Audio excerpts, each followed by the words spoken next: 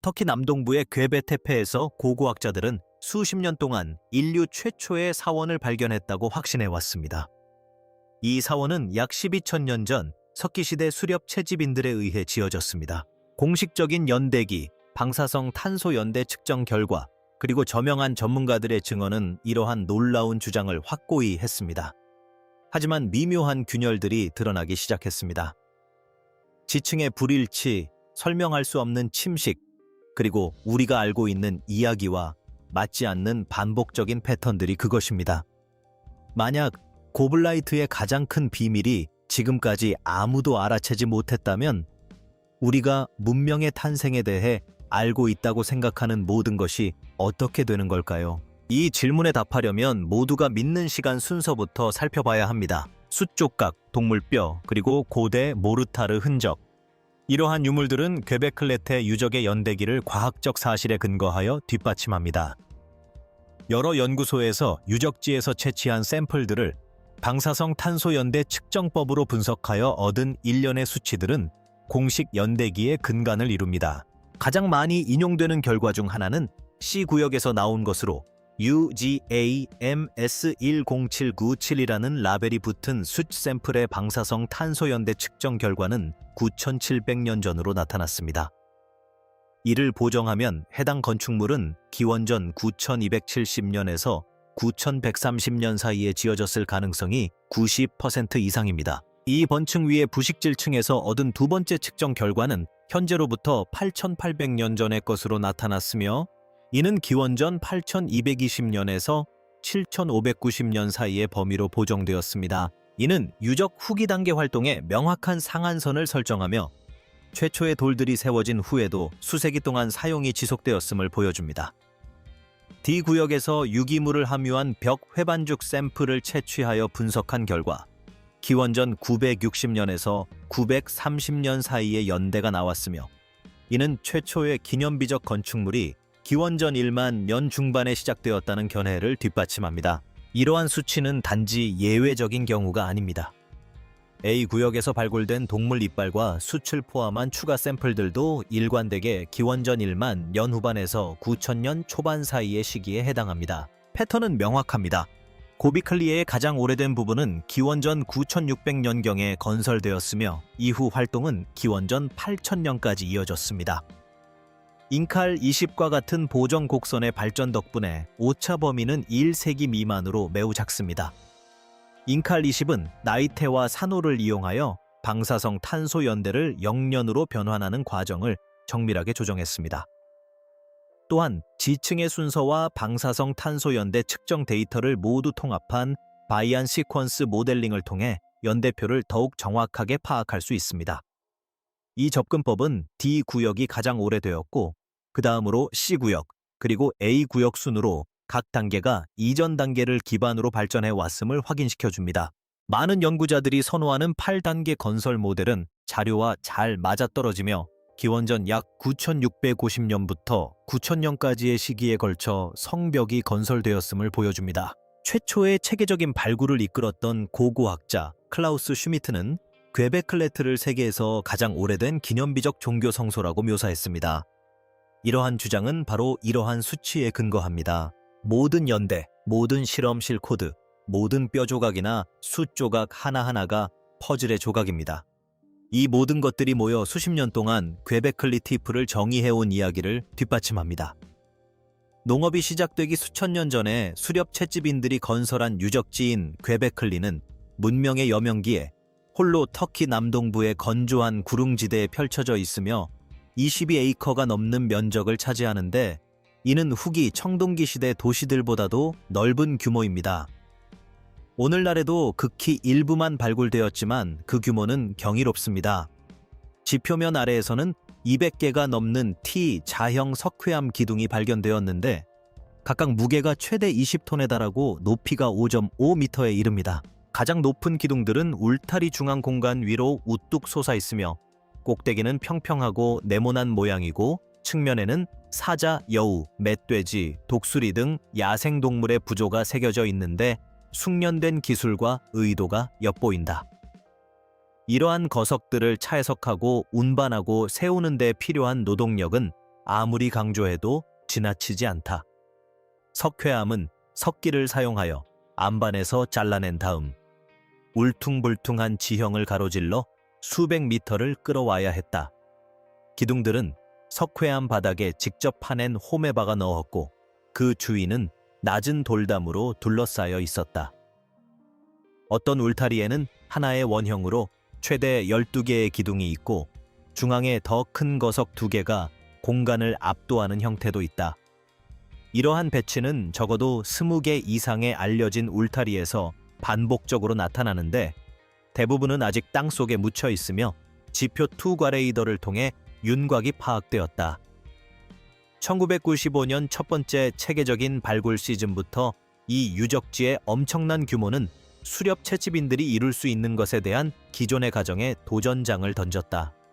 토기 유물도 가축이나 식물의 흔적도 없고 오직 석기 도구, 야생 동물의 뼈, 그리고 거대한 건축물만이 남아있다. 생활 흔적이 전혀 없다는 사실은 클라우스 슈미트에게 대담한 결론을 내리게 했다. 그는 인터뷰와 저술에서 고베클리 티프를 세계에서 가장 오래된 사원이라고 불렀습니다. 이 표현은 학계와 대중매체를 통해 빠르게 퍼져나갔습니다. 이 명칭은 단순히 돌과 조각을 묘사하는 것 이상의 의미를 지녔습니다. 그것은 이 유적지를 인류 역사의 전환점, 최초의 도시나 문자가 생겨나기 수천 년 전에 일상생활보다 의식과 신앙이 우선시되었던 장소로 재해석했습니다. 최초의 사원에 대한 이야기는 유적지의 물리적 현실과 불가분하게 연결되었습니다. 22에이커의 면적, 200개의 기둥, 5.5m의 높이라는 수치는 단순한 통계가 아니라 이 언덕 위에서 무언가 특별한 일이 일어나고 있었다는 증거가 되었습니다. 슈미트가 2007년 인터뷰에서 말했듯이 거의 12,000년 전 바로 이곳에는 농사를 짓는 법은 몰랐지만 꿈꾸는 법은 이미 알고 있던 사람들이 세운 성소가 있었습니다. 리클레어는 손에 현장 조사 노트를 든 채 D구역의 둘레를 걷고 있다. 햇빛이 기둥에 새겨진 부조의 가장자리를 비추고 있다. 그는 잠시 멈춰서서 석회암을 가로지르는 수백 개의 홈 중 하나인 희미한 홈을 손가락 끝으로 더듬어 본다. 확대해서 보면 표면은 반복적인 접촉의 흔적을 보여줍니다. 얕은 끌 자국은 어떤 것은 깨끗하고 날카롭지만 어떤 것은 세월의 흐름에 따라 마모되고 흐릿해졌습니다.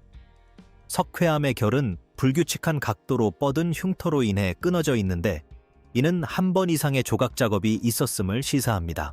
현미경 관찰 결과 석기 도구에서 발견되는 부싯돌날의 흔적과 일치하는 줄무늬가 나타났을 뿐만 아니라 매장 전 외부 환경에 노출되었음을 보여주는 미세한 구멍과 마모 흔적도 발견되었습니다. 기둥 기저부에서 채취한 퇴적물 샘플에는 미사, 재, 그리고 압축된 유기물이 뒤섞여 있습니다. 박편 분석 결과 건설 잔해 사이에 바람에 날린 먼지층이 끼어 있는 것이 확인되었는데 이는 기념물이 한때 공기에 노출되어 있었음을 시사합니다. 기둥 아랫면에는 오랜 세월 비와 햇볕에 노출되어 형성된 희미한 녹청, 광물성 광택이 일부 남아 있습니다. 반면 윗면은 마감이 되지 않은 채로 남아 있으며 되무기로 보호되었던 부분은 가장자리가 선명하게 드러나 있습니다. 전략 수립은 상황을 더욱 복잡하게 만든다. 오래된 퇴적물이 젊은 퇴적물 위에 덮여 있는 역전된 지층이 나타나는데 이는 되무기가 단순하거나 즉각적으로 이루어지지 않았음을 시사합니다.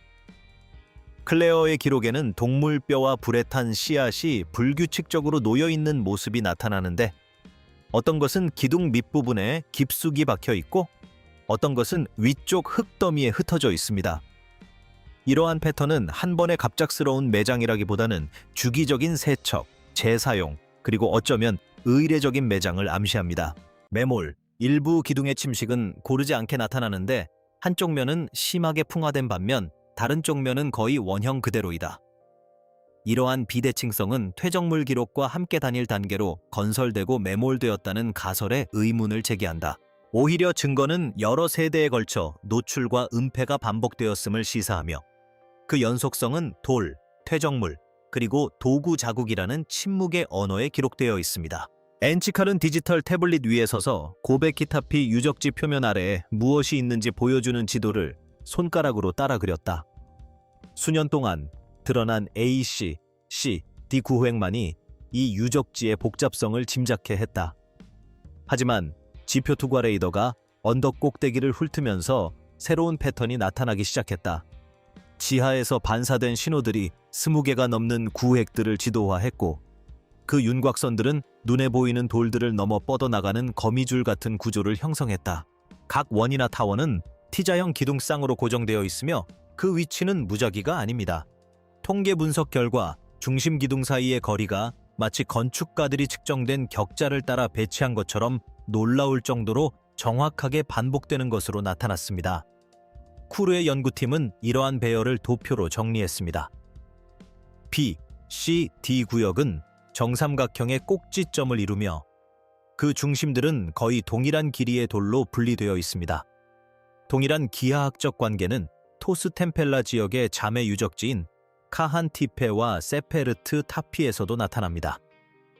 고원 전체에 걸쳐 각 구역 입구의 방향은 남동쪽을 중심으로 집중되어 있는데, 이는 건설 당시 동지 태양의 일출 방향과 일치합니다. 여우, 멧돼지, 뱀이 새겨진 기둥들은 모두 같은 방향을 향하고 있으며 그 문양들은 각 고리마다 순서대로 반복됩니다. 이는 임시 거처들이 흩어져 있거나 한 번에 무질서하게 건설된 결과물이 아닙니다. 공간적 배열은 여러 세대에 걸쳐 의도적으로 세워진 청사진을 암시합니다. 각 기둥의 배치, 동물 상징의 반복, 그리고 원들 사이의 일정한 간격은 장기적인 협력을 보여줍니다. 쿠르는 이 유적지를 정교하게 짜여진 시스템이라고 설명합니다. 그 건축 양식은 돌뿐 아니라 수세기에 걸쳐 그 돌들을 다듬어 온 사람들을 연결하는 공통된 논리를 반영합니다. 발굴 천막의 고요함 속에서 쿠르의 스크린에 나타난 증거들은 땅 속에 새겨진 비밀을 암시합니다. 우연이라고 하기엔 너무나 일관성 있는 디자인이며 우연히 만들어졌다고 하기엔 너무나 야심찬 디자인입니다. 20톤에 달하는 거대한 기둥을 거친 석회암 경사면으로 옮기는 데에는 단순히 의지력만으로는 부족합니다. 계획, 조율, 그리고 꾸준한 인력이 필요합니다. 고고학자들은 고베클리에서 하나의 거대한 돌기둥을 조각하고 운반하고 세우는 데 필요한 작업량을 추산합니다.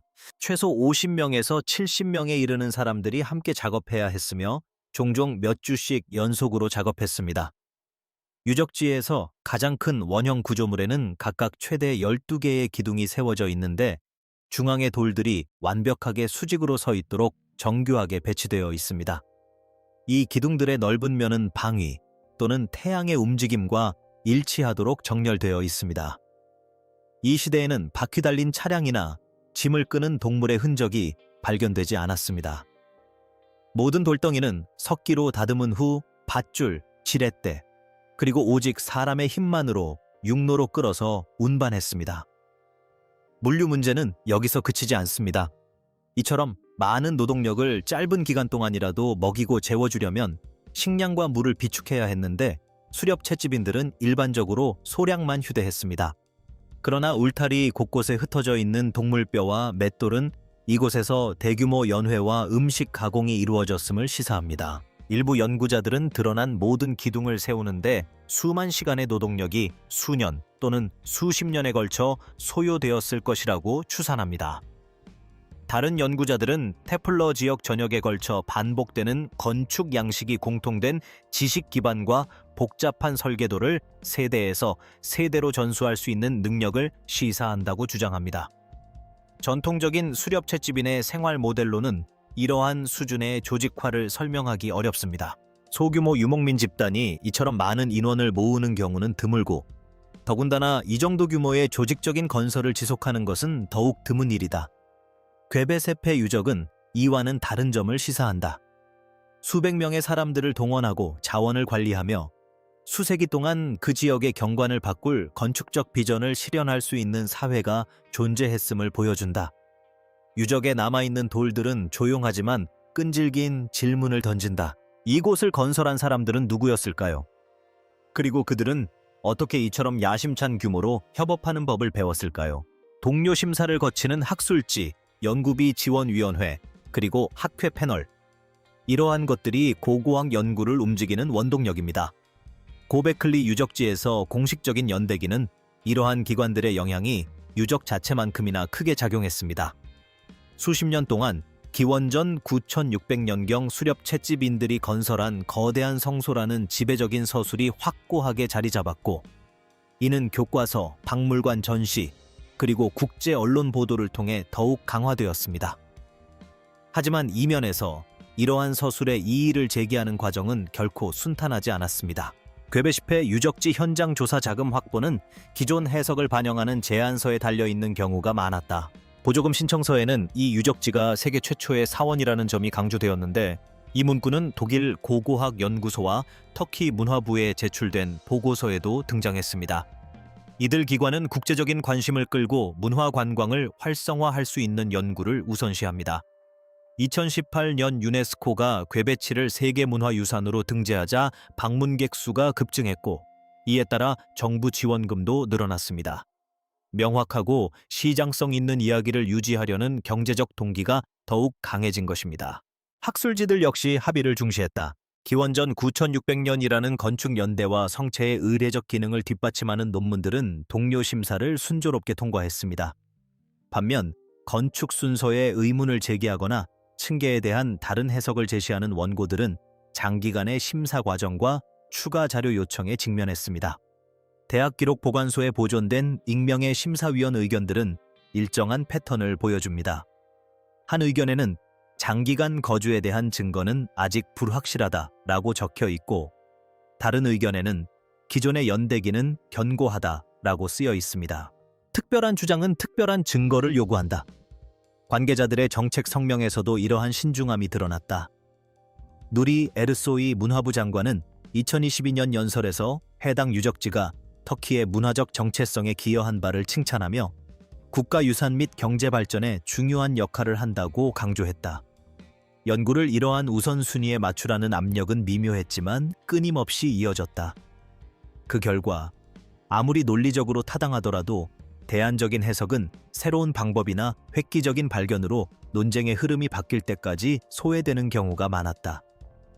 수년간 궤베클레이 유적지의 돌들은 하나의 이야기만을 들려주었는데, 이는 반대 의견이 없어서가 아니라 학계와 관광업계의 구조가 합의에 보상을 주었기 때문이다. 수십 년이 아닌 수세기에 걸친 시간적 흐름을 살펴보면 문명의 탄생에 대해 지금까지 가정해왔던 모든 것을 재검토해야 할 것이다. 궤베클레트의 거대한 구조물들이 여러 세대에 걸쳐 형태가 바뀌고 재구성되었다면 이 유적지는 단순한 의례적 랜드마크 이상의 의미를 지닙니다. 그것은 두 세계 사이에 놓인 과도기적 사회의 증거가 됩니다.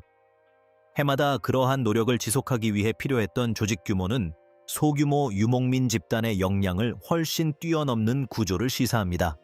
조직적인 노동, 자원관리, 그리고 건축 지식을 시간의 흐름에 따라 전승하는 능력은 뿌리 깊은 사회적 유대와 공유된 기억을 가진 공동체를 암시합니다.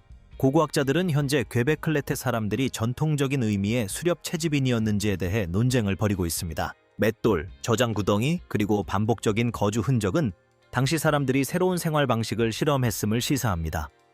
식량을 비축하고 장기적인 계획을 세워 잔치를 벌이고 모임을 가졌다는 증거가 쌓이면서 수렵 채집인과 농경인 사이의 경계가 모호해집니다. 이 유적지의 복잡성은 위계 질서, 지도력, 그리고 신념의 기원에 대한 의문을 제기합니다. 만약 기념비적인 건축물이 최초의 곡물 재배 이전에 시작되었다면 농업과 정착 생활에 대한 역사는 다시 쓰여야 할지도 모릅니다. 리 클레어와 네크메쿠르 같은 일부 학자들은 궤배치가 신석기 시대의 문턱에 서 있으며 이는 갑작스러운 도약이 아니라 점진적인 변화의 산물이라고 주장합니다. 반복되는 건축 양식, 치밀하게 배열된 울타리, 그리고 의례적 요소와 생활적 요소가 모두 존재하는 것은 새로운 시대의 요구에 적응해 나가는 사회를 시사합니다. 이러한 재해석된 역사관은 궤배치를 기존의 패턴과 새로운 가능성이 충돌하는 인간 적응의 실험실로 재구성합니다. 그 결과는 농업과 영구적인 마을이 복잡성의 필수 조건이었다는 기존의 통념에 도전하며 궤배치는 신념, 협력, 그리고 공유된 비전이 우선시되었던 세상을 암시합니다. 이는 문명의 역사가 어디서 어떻게 시작되었는지에 대한 의문을 던집니다. 오늘날에도 고벳의 유적은 단순한 설명으로 풀어낼 수 없는 수수께끼로 남아 있습니다. 새로운 발견들이 잇따르면서 이 논쟁은 단순한 학문적 차원을 넘어 문명의 기원을 정의하는 방식에 대한 근본적인 질문을 던지고 있습니다. 답을 찾지 못한 질문 하나하나가 우리가 알고 있는 것과 믿고 싶은 것의 한계를 드러냅니다. 돌들은 침묵을 지키지만 그 의미를 향한 우리의 탐구는 계속됩니다. 여러분은 이 돌 아래에 무엇이 숨겨져 있다고 생각하시나요? 아래에 여러분의 생각을 공유해 주세요.